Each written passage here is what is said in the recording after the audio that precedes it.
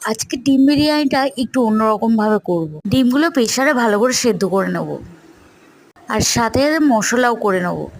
ধনে, জিরা, তেজপাতা, লঙ্কা, দারচিনি, লবঙ্গ, এলাচ, টমেটো, রসুন, আদা, টমেটো, পেঁয়াজ সব একবারে পেস্ট করে নিলাম। ডিমটা প্রেসারে সেদ্ধ হওয়ায় খোসাগুলো ছাড়িয়ে নিলাম। নুন হলুদ দিয়ে হালকা লাল করে ভেজে নেব। তারপরেই গোটা গোটা আলুগুলো নুন হলুদ দিয়ে লাল করে ভেজে নিলাম।